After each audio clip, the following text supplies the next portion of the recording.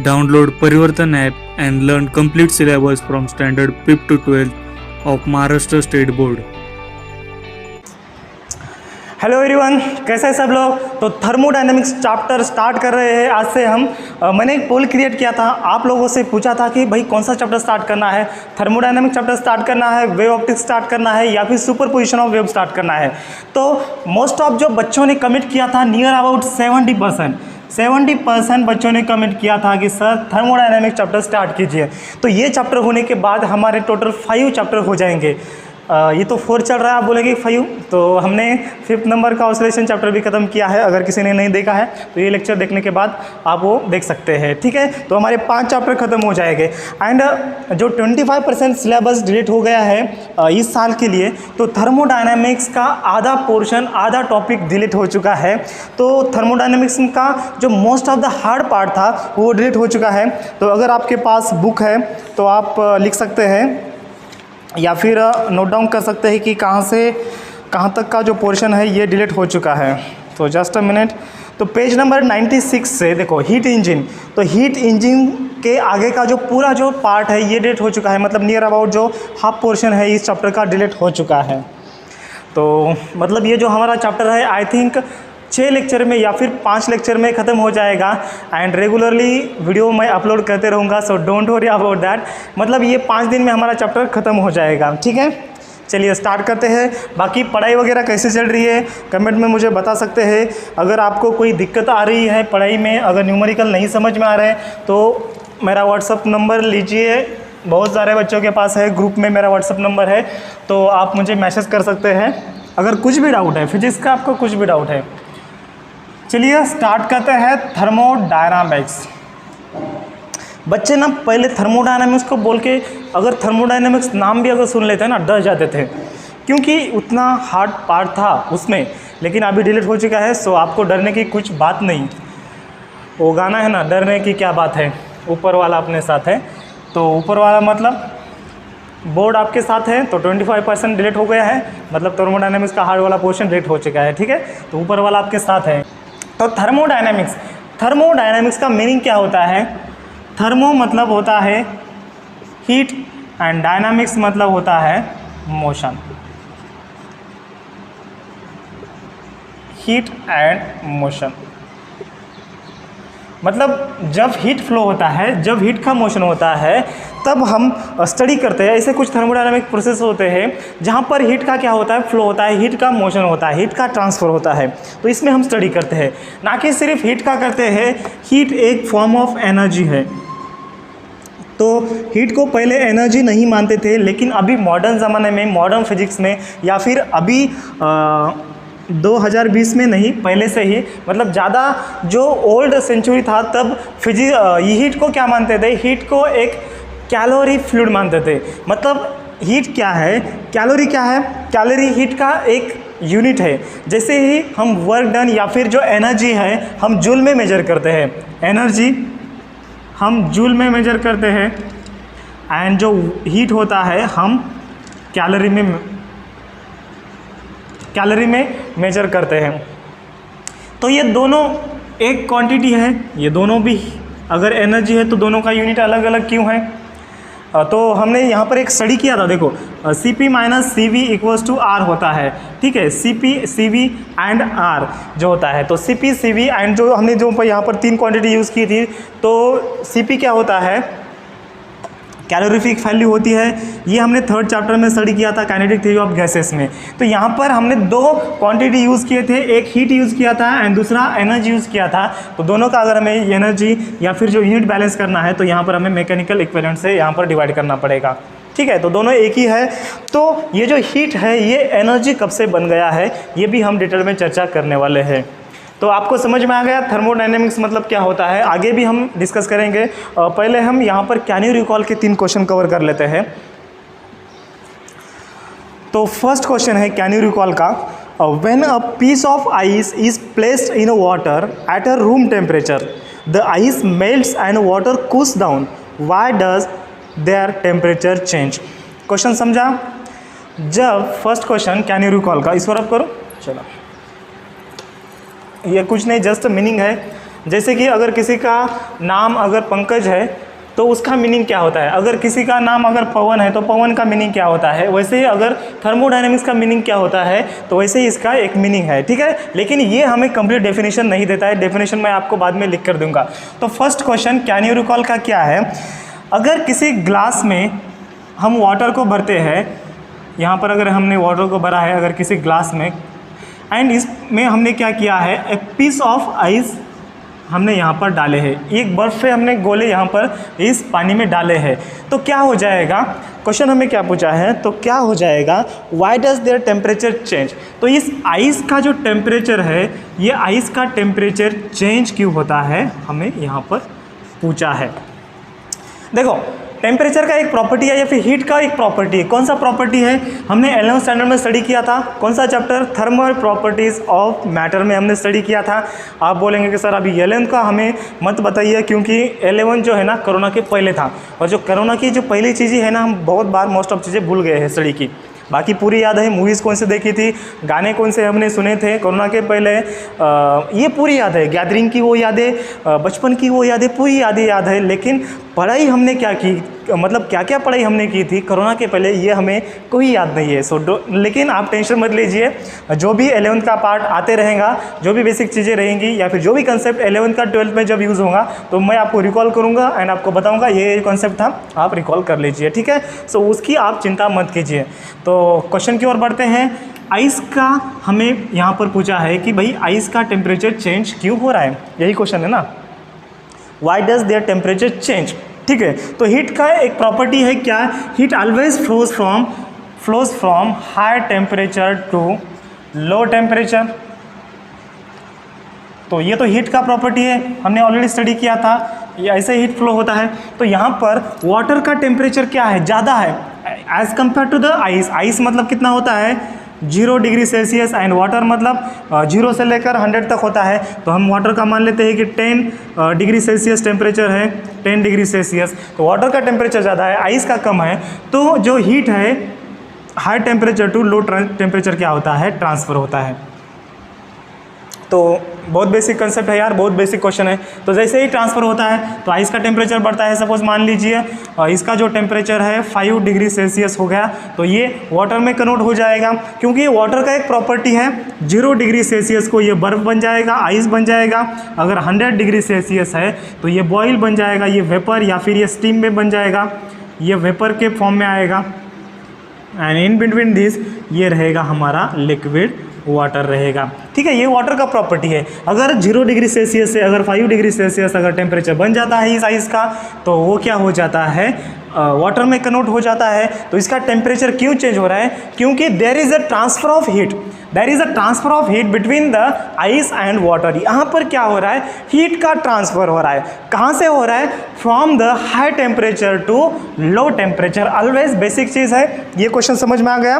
क्यों temperature change हो रहा है, because of the transfer of heat, ठीक है। थोड़ा ज़्यादा ही चिल्ला रहा हूँ मैं ओके, क्योंकि ज़्यादा आवाज़ से आपको बताना पड़ता है, क्योंकि अगर मैं धीमे धीमे आपको समझाता रहूँ कंसेप्ट तो आपको समझ में नहीं आएंगे। कभी कभी ऐसे ही चिल्लाते रहूँगा, तो थोड़ा इसको बियर कीजिए, ठीक है। नेक्स्ट क्वेश्चन क्या है, when a water boils why does its temperature remain constant. जब वाटर बॉइल्स होता है तो उसका जो टेम्परेचर है ये टेम्परेचर कांस्टेंट क्यों होता है। देखो अगर हमने वाटर को हीट दिया है, इसमें वाटर नहीं है तो वाटर डाल देते हैं।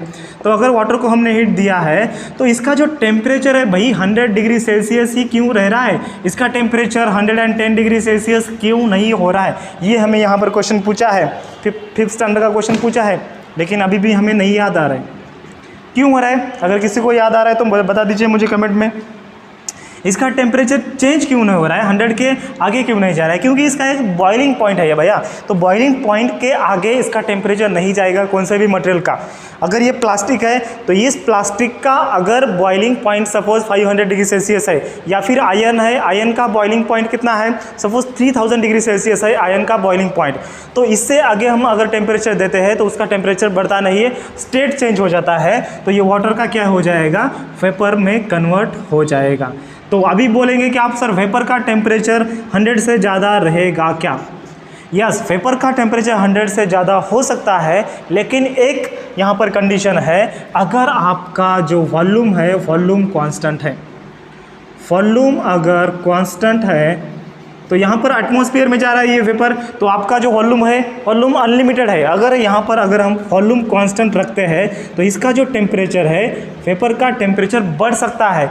जो वेपर हमें 100 डिग्री सेल्सियस को मिल रही है उसका अगर टेम्परेचर बढ़ जाता है तो हमें सुपर सैचुरेटेड स्टीम मिलती है। ये वेपर मतलब क्या होता है, ये स्टीम होती है, तो हमें सुपर सैचुरेटेड मतलब एक हाई क्वालिटी वाली स्टीम मिलती है। अगर आप इंजीनियरिंग करना चाहते हैं, मैकेनिकल इंजीनियरिंग, तब ये पूरे कंसेप्ट आपको आएंगे मैकेनिकल इंजीनियरिंग करते समय, ठीक है। तो सुपर सैचुरेटेड स्टीम क्या होता है, ये कितनी हेल्पफुल होती है हमारे लिए। तो अगर टेम्परेचर अगर बढ़ाना है स्टीम का तो हम उसका वॉल्यूम कांस्टेंट अगर रखते हैं। प्रेशर कुकर में सेम होता है, प्रेशर कुकर में हम क्या करते हैं, वॉल्यूम कांस्टेंट तो रखते हैं। प्रेशर कुकर मतलब एक कुकर होता है या फिर एक पतीला होता है, एक सिलेंडर होता है, उस सिलेंडर में क्या होता है, इस सिलेंडर का वॉल्यूम कांस्टेंट होता है, ऊपर से हम ढक्कन रख देते हैं तो क्या हो जाता है, वॉल्यूम कांस्टेंट रखता है और हम कंटिन्यूसली हीट देते हैं तो ये गैस मॉलिक्यूल को क्या होता है, ये स्टीम को क्या होता है, प्रेशर इंक्रीज होता है इस स्टीम का। तो हमें गायस-लुजैक लॉ क्या बताता है, अगर प्रेशर इंक्रीज हो रहा है या फिर अगर टेम्परेचर इंक्रीज हो रहा है तो प्रेशर इंक्रीज होता है। तो अगर प्रेशर इंक्रीज हो रहा है तो अगर इस स्टीम का प्रेशर इंक्रीज होता है तो इस स्टीम का प्रेशर भी इंक्रीज होगा according to the Gay Lussac's law at constant volume. ये हमने अभी स्टडी किया था 3rd चैप्टर में, ठीक है। तो अभी पता चल गया इसका टेम्परेचर कांस्टेंट क्यों रहता है, क्योंकि इसका एक बॉइलिंग पॉइंट है। तो अगर बॉइलिंग पॉइंट से अगर हम ज़्यादा और टेम्परेचर प्रोवाइड करते हैं तो वाटर नहीं रहता, तभी यह क्या बन जाता है, तभी यह स्टीम में कन्वर्ट हो जाता है। तो अगर हम स्टीम का टेम्परेचर अगर यहाँ पर क्वेश्चन में पूछते हैं तो स्टीम का टेम्परेचर भी 100 डिग्री सेल्सियस ही रहता। अगर क्या कंडीशन क्या, अगर उसका जो प्रेशर है, प्रेशर जो है वो अगर उसका वॉल्यूम कांस्टेंट नहीं रहता है तो अगर हम वॉल्यूम को अगर कांस्टेंट मेंटेन करते हैं, अगर वॉल्यूम को हम कांस्टेंट मेंटेन करते हैं जैसे कि प्रेशर कुकर में, तो हमें क्या मिलता है, ये जो स्टीम है 200 डिग्री सेल्सियस की भी मिल सकती है या फिर 150 डिग्री सेल्सियस के भी मिल सकती है स्टीम, ये जो कि हम उसको बोलते हैं सुपर सैचुरेटेड स्टीम। तो ये बहुत हाई कंसेप्ट है, आपको सिर्फ इतना ही याद रखना है कि बॉइलिंग पॉइंट के ऊपर टेम्परेचर नहीं, मतलब बॉइलिंग पॉइंट के ऊपर वाटर का टेम्परेचर कभी नहीं जाएगा। वाटर का टेम्परेचर, वाटर अगर है, सिर्फ अगर वाटर है, प्योर वाटर है, उसके अंदर इम्प्योरिटीज़ प्रेजेंट नहीं है तो 101 डिग्री सेल्सियस टेम्परेचर वाटर का कभी नहीं होगा, कभी नहीं, अगर ये प्योर वाटर है तो, क्योंकि उसका ये बॉइलिंग पॉइंट है। बॉइलिंग पॉइंट के बाद अगर हम टेम्परेचर इंक्रीज करते हैं तो उसका स्टेट चेंज हो जाता है, वो वेपर में कन्वर्ट हो जाता है, ठीक है। तो यहाँ पर और एक लास्ट क्वेश्चन यहाँ पर पूछा है, when an inflated balloon is suddenly burst and why is the emerging air slightly cooled. बहुत IMP ये जो क्वेश्चन है ना, बहुत IMP है, मतलब बोर्ड में कभी आपको पूछेगा नहीं, लेकिन एप्लीकेशन इसका बहुत तगड़ा है, आपको याद करना है और इसका जो आंसर है थोड़ा ध्यान देकर आपको सुनना है। क्वेश्चन तो समझ में आ गया ना, अगर बलून है, अगर बलून बस्ट हो जाता है, ये देखो, ये अगर बलून है भैया, ये बलून अगर बस्ट हो जाता है मतलब फूट जाता है, ये बलून ये बस्ट हो जाता है, यहाँ से ऐसे बस्ट हो जाता है। तो जब ये बस्ट हो जाता है, यहाँ से जो एयर निकलती है ना, यहाँ से बस्ट हो गया, सपोज ये बलून यहाँ से बस्ट हो जाता है, तो यहाँ से जब ये एयर निकलती है ना, ये एयर क्या होती है, कूल एयर होती है। तो ये बलून बस्ट क्यों हो जाएगा, जब इसमें हम जब हॉट एयर भरेंगे, जब हम हॉट एयर भरेंगे तब ये क्या हो जाएगा, इसका वॉल्यूम कांस्टेंट है, तो वॉल्यूम कांस्टेंट होने की वजह से इसका प्रेशर इंक्रीज हो जाएगा। तो प्रेशर इंक्रीज होने की वजह से क्या हो जाएगा, एक टेम्परेचर इंक्रीज हो रहा है, तो ये जो मेम्ब्रेन है ना, ये मेम्ब्रेन बस्ट हो जाती है। और ये जो ईयर है ना, ये ईयर कौन सी आनी चाहिए, हॉट ईयर आनी चाहिए, क्योंकि हमने यहाँ पर हॉट ईयर भरा था, क्योंकि हॉट ईयर आनी चाहिए, लेकिन यहाँ से हमें स्लाइटली कूल एयर मिलती है। कभी कभी हमें थोड़ा थोड़ा पानी भी मिलता है। जब बलून को आप अगर बस्ट करेंगे, फोड़ेंगे इसे ठपक से, तो क्या हो जाएगा, जो एयर है ना, कभी कभी हमें ठंडी मिलती है, मतलब मिलती है, एंड कभी कभी हमें पानी भी मिलता है जब एयर क्या होती है, कंडेंस होती है। तो यहाँ पर हमें ऐसा क्यों मिल रहा है, according to the Gay Lussac law. Gay Lussac law हमें क्या बताता है, pressure is directly proportional to temperature at constant volume. क्या है ये गाय-लुजैक लॉ, 3rd चैप्टर में स्टडी किया था, याद आ रहा है। प्रेशर क्या है, डायरेक्टली प्रोपोर्शनल टू टेम्परेचर, तो प्रेशर इंक्रीज हो रहा है मतलब क्या है भाई, प्रेशर इंक्रीज हो रहा है मतलब टेम्परेचर इंक्रीज़ हो रहा है, तो और प्रेशर अगर इंक्रीज़ हो जाएगा तो ये बस्ट हो जाएगा। तो सडनली क्या हो रहा है भाई, सडनली अगर प्रेशर ड्रॉप हो जाएगा तो सडनली आपका टेम्परेचर भी ड्रॉप हो जाएगा। किसका, एयर का। तो हमें क्या मिलेगा, फाइनली कूल एयर मिलेगा। यहाँ पर 3 क्वेश्चन हमारे कैन यू रिकॉल के ख़त्म हो चुके हैं। अभी हमारा जो थर्मोडायनामिक्स का इंट्रोडक्टरी पार्ट स्टार्ट हो जाएगा, और ये जो मैंने 3 क्वेश्चन आपको बताए हैं यही है इंट्रोडक्शन ऑफ द थर्मोडायनामिक्स। देखिए थर्मोडायनामिक्स क्या है, हीट एंड एनर्जी का क्या है, स्टडी है। हीट एंड एनर्जी का स्टडी है। So write down the definition of thermodynamics.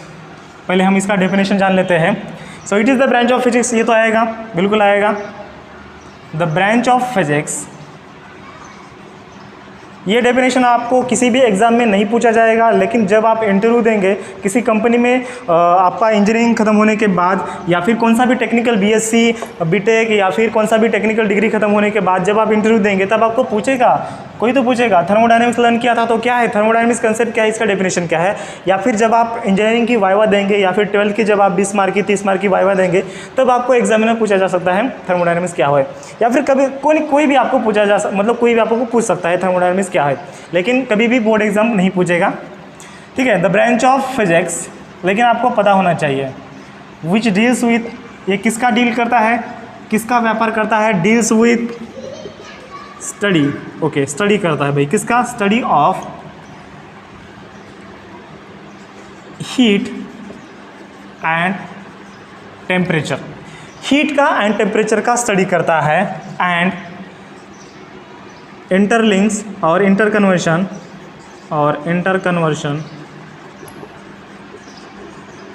Between heat and other form of energy. Heat and other form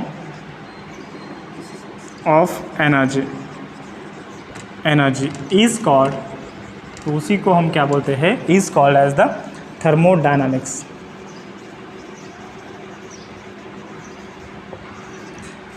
आ गया समझ में। जब हीट का एंड टेम्परेचर का स्टडी होता है, हीट का मोशन का स्टडी होता है, या फिर जब हीट का दूसरे फॉर्म में, जब हीट एनर्जी का दूसरे एनर्जी के फॉर्म में कन्वर्जन होता है, या फिर दूसरे एनर्जी का हीट के फॉर्म में कन्वर्जन होता है, उसी को हम क्या बोलते हैं, उसी को हम बोलते हैं थर्मोडायनामिक्स। ठीक है, आ गया समझ में। चलो अभी देखिए कैसा होता है हीट का अदर फॉर्म में कन्वर्जन, या फिर वर्क का हीट में कन्वर्जन कैसे होता है। ये मेरे हाथ है। जब गर्मी रहेगी तब हम क्या करेंगे, गर्मी नहीं सॉरी, जब विंटर सीजन रहेगा तब हमें बहुत ठंडी बजती है, तो हम क्या करते हैं, हाथ को ऐसे घिसते हैं। हम क्या कर रहे हैं, काम कर रहे हैं, ये वर्क डन कर रहे हैं हम हाथ के ऊपर। तो जब हम वर्क करते हैं तब हमें क्या मिलता है, हीट मिलता है। जैसे कि यहाँ पर हमने जब we have when we rub the hand together then we will get the heat, some amount of heat, जब हम हाथ को घिसते हैं। या फिर जब हम बाइक चलाते हैं, या फिर जब हम कार चलाते हैं तब इंजन क्या करता है, इंजन काम करता है, इंजन मैकेनिकल एनर्जी हमें देता है, तो इंजन गर्म भी हो जाता है एट द सेम टाइम। तो क्या होता है, मैकेनिकल एनर्जी का हीट इंजन में या फिर हीट एनर्जी में क्या होता है, कन्वर्जन होता है। तो यहाँ पर इस दोनों में, ये दोनों भी केसेस में क्या हो रहे हैं, वर्क का हीट एनर्जी में कन्वर्जन हो रहा है। समझ में आ गया। देखो बहुत इजी है। यहाँ पर मैंने 2 एग्जांपल लिए। फर्स्ट इंजन का लिया, ठीक है, सेकंड लिया था लेकिन फर्स्ट लेता हूँ यहाँ पर। एंड सेकंड क्या लिया, जब हम हैंड को क्या करते हैं, रब करते हैं, हैंड रब। तो यहाँ पर क्या कर रहा है, इंजन क्या कर रहा है, हीट प्रोड्यूस कर रहा है। मतलब वर्क का किस में कन्वर्ट हो रहा है, हीट में, वर्क डन का हीट में कन्वर्ट हो रहा है। एंड जब हम हैंड को घिसते हैं तब क्या हो रहा है, वर्क डन का ऑल्सो हीट एनर्जी में कन्वर्ट हो रहा है, हीट एनर्जी।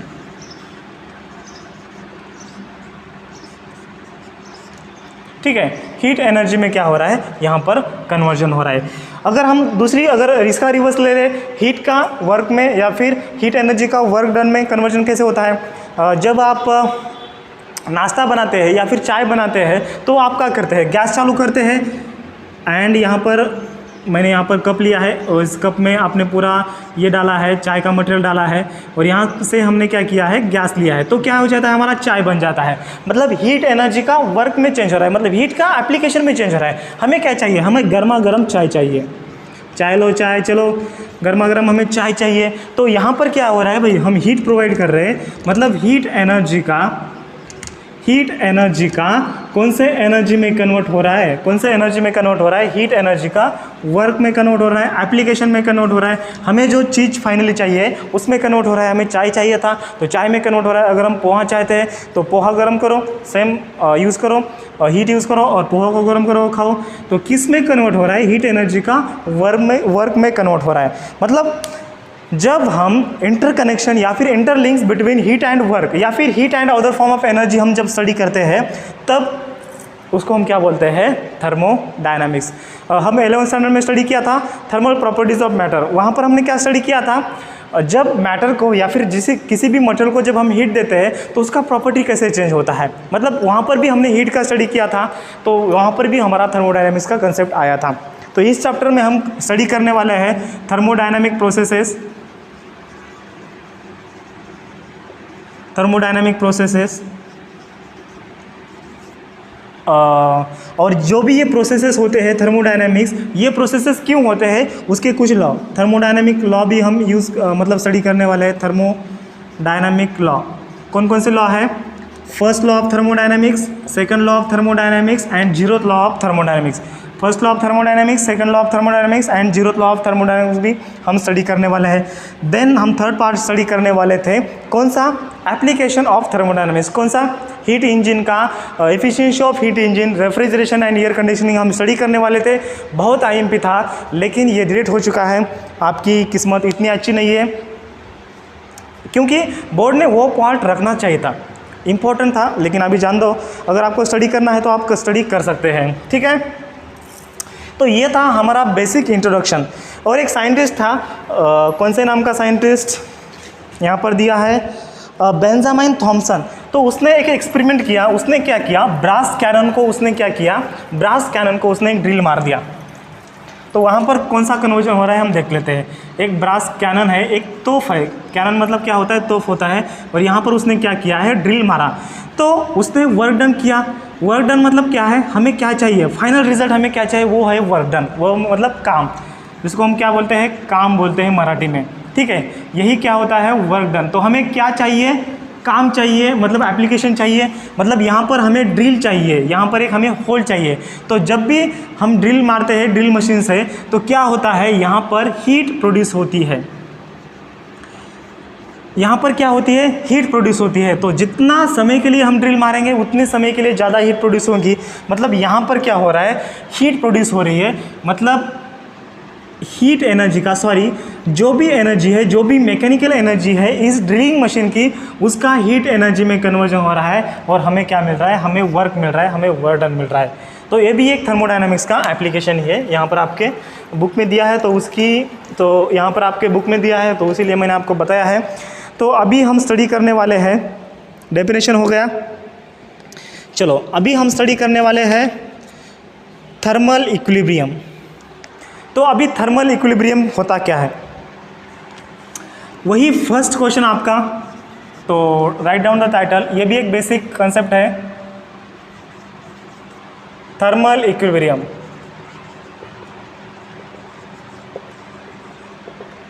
सब लोगों को पता है इक्विलिब्रियम क्या होता है। इक्विलिब्रियम मतलब क्या है, बैलेंसिंग होना। थर्मल मतलब क्या है, हीट का, टेम्परेचर का, हीट का या फिर टेम्परेचर का बैलेंस होना, उसको हम क्या बोलते हैं, थर्मल इक्विलिब्रियम। तो यहाँ पर आता है थर्मोडायनामिक्स में system surrounding and the universe. System किसी को बोलते हैं, हम आगे देखने वाले हैं। सपोज यहाँ पर मैंने एक बाउंड्री कंसिडर किया, एक बाउंड्री है, तो इस बाउंड्री के अक्रॉस क्या हो रहा है, हीट का ट्रांसफ़र हो रहा है। तो एक सिस्टम मैंने कंसिडर किया, यहाँ पर एक कप लिया मैंने, चलो कप का डायग्राम ड्रॉ करता हूँ मैं, और इसमें मैंने क्या भरा है, चाय भरा है, गर्मा गर्म चाय भरा है, ठीक है। चलो मोदी की चाय भरी है मैंने, तो यहाँ पर मैंने गर्मा गर्म चाय भरा है। तो अभी क्या हो जाएगा, और मैंने इसको क्या किया है, एटमॉस्फेयर को ओपन रख दिया है। तो क्या हो जाएगा, कुछ समय बाद अगर एटमॉस्फेयर का टेम्परेचर 25 डिग्री सेल्सियस है एंड इस चाय का, इस टी का जो टेम्परेचर है, इस टी का जो टेम्परेचर है 75 डिग्री सेल्सियस है, बहुत ज़्यादा हो रहा है, 70 मान लेते हैं, ठीक है, 70 डिग्री सेल्सियस है। तो कुछ समय बाद, 2 आवर्स बाद, आफ्टर 2 आवर्स, तो हम यहाँ पर आ गए, मूवी देखने के बाद चले आ गए, 2 घंटे की मूवी हो गई हमारी, मोबाइल में भी देख लिया। तो अभी क्या हो जाएगा, सराउंडिंग का टेम्परेचर तो चेंज नहीं हो जाएगा भैया, क्योंकि अर्थ का सराउंडिंग कितना बड़ा है, उसका टेम्परेचर कभी चेंज नहीं हो जाएगा, वो तो एटमॉस्फेरिक टेम्परेचर रहेगा। और इसका टेम्परेचर क्या हो जाएगा, चेंज हो जाएगा। तो यहाँ से हीट क्या हो जाएगी, यहाँ से जो हीट है यहाँ ट्रांसफ़र हो जाएगी। तो इसका जो टेम्परेचर है कितना बन जाएगा, 25 डिग्री चेंज हो जाएगा। एंड देन इस कंडीशन के बाद क्या हो जाएगा, there is no heat exchange between the surrounding and the system, there is no heat exchange between the surrounding and the cup of the tea, and that state is called as. तो ये जो state achieve होगा, तो इस state को हम क्या बोलेंगे, thermal equilibrium. So what is the thermal equilibrium? So it is a process in which, और इट इज़ अ स्टेट, इसको हम क्या बोलते हैं, स्टेट बोलते हैं। Right down the definition, it is a state in which there is no heat transfer, there is no heat transfer between any substance, और any two object और any substance हम बोल सकते हैं। अगर हम यहाँ पर बात करें कि ये जो सिस्टम है एंड ये जो सराउंडिंग है, ये कप ऑफ जो टी है एंड ये जो सराउंडिंग है, ये क्या है, इन थर्मल इक्विलिब्रियम में है। तो ये दोनों का टेम्परेचर क्या हो जाएगा, सेम हो जाएगा। अगर हम बात करें कि ये जो मेरा हाथ है, ये राइट हैंड एंड ये जो मेरा लेफ्ट हैंड है, ये थर्मल इक्विलिब्रियम में है, तो ये दोनों का टेम्परेचर क्या हो जाएगा, कांस्टेंट हो जाएगा। तो इट इज़ अ स्टेट, ये एक स्टेट है, अचीव हो गया है, in which there is no heat transfer between any two substance, और जो हम सब्सटेंस कंपैरिजन में ले रहे हैं, बिटवीन एनी सब्सटेंस, जो हम एग्जांपल में ले रहे हैं, is called as the thermal equilibrium.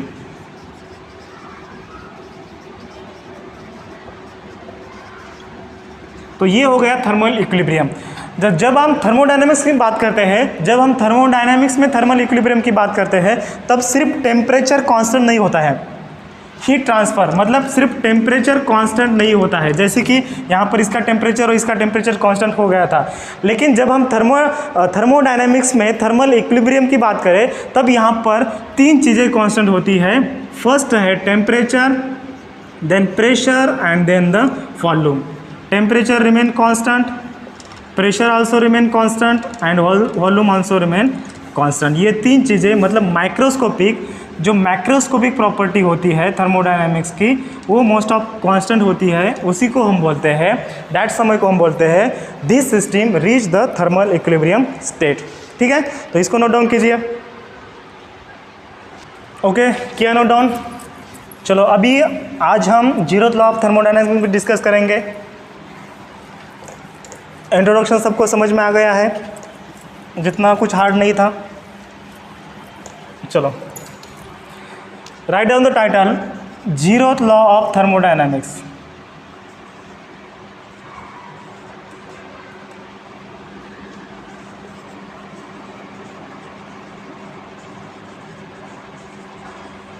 Okay, तो अभी इसको 0th लॉ ऑफ थर्मोडायनामिक्स क्यों बोलते हैं, why it is called as a 0th law of thermodynamics. जो थर्मोडायनामिक्स का फर्स्ट लॉ डिस्कवर हुआ था, सेकंड लॉ डिस्कवर हुआ था, एंड देन उसके बाद इसका डिस्कवरी हुआ है 0th का। लेकिन आप बोलेंगे कि सर इसको फिर थर्ड लॉ ऑफ थर्मोडायनामिक्स नाम देना चाहिए, ऐसा क्यों नहीं किया? क्योंकि ये जो कॉन्सेप्ट है ये दोनों लॉ के पहले आता है। तो 1 का जो इनिशियल कंडीशन होता है, तो 1 का लोअर पॉइंट कौन सा होता है, 0 होता है। So that's why it is called as the 0th law of thermodynamics. तो what is the 0th law of thermodynamics? इसका जो स्टेटमेंट है, एक मार्क के लिए कभी कभी पूछा जा सकता है, इतना IMP नहीं है लेकिन पूछा जा सकता है। ठीक है, तो क्या आएगा इसका स्टेटमेंट? तो हम पहले जान लेते हैं कि 0th लॉ ऑफ थर्मोडायनामिक्स क्या है।